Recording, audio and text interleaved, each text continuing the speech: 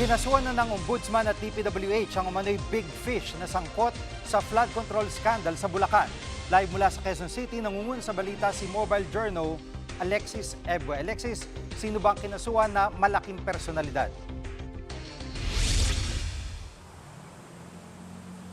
Jiggy, ang kontratistang si Trey Discaya ang tinutukoy na big fish ng Office of the Ombudsman at ng DPWH. Kanina nga isinampahan siya ng reklamong ng kasong graft at non-bailable na malversation sa Malolos Regional Trial Court o RTC. Sina Assistant Ombudsman Nico Clavano at DPWH Secretary Vince Dizon ang naghain ng kaso. Dawit daw dito yung asawa ni Trey Discaya na si Sara Discaya. Kaugnay nga rin ito sa maanumalya na substandard flood control project sa Kalumpit, Bulacan na nagkakalagang 53 million pesos. Sabi pa nga ni Secretary Vince Dizon, binaboy nga raw ng mag-asawa itong mga proyekto sa Bulacan. Narito ang kanyang pahayag.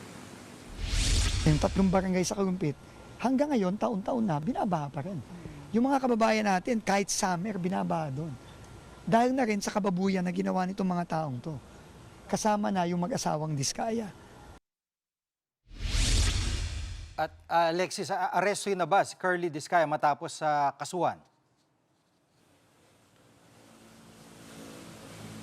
Alam mo, Jiggy, kanina malaki ang kumpiyansa nito ni Secretary Dizon na mailalabas nga agad itong warrant of arrest para nga maaresto na agad itong si Curly Discaya. Ngayon kasi nasa kustudiya siya ngayon ng Senado matapos siyang ma-cite in contempt ng Blue Ribbon Committee noong September 2025. Katulad din ng asawa niyang na si Sara Discaya na ngayon naman ay nakakulong ngayon sa Lapu-Lapu City Jail sa Cebu matapos nga siyang sampahan ng Office of the Ombudsman ng kasong graft at malversation. Ukol nga dito, kaugnay pa rin ito sa mga flood control projects na ghost projects dito sa Davao Occidental.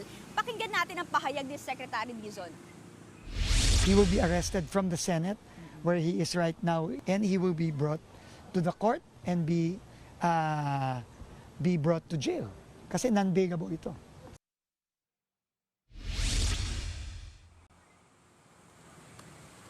Jiggy, damay din dito yung company managing officer ng kumpanya ng Discaya at mga ibang personalidad o individual ng DPWH. Sa kabuuan, 11 individual itong mga kasama dito sa kaso na isinampa kanina sa Malolos Regional Trial Court. Pakinggan natin ang pahayag ni Clavano.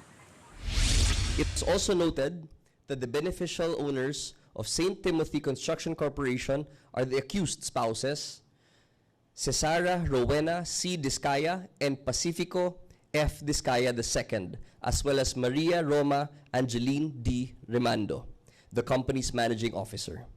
While 8 DPWH officials and 3 construction executives have been named as the accused.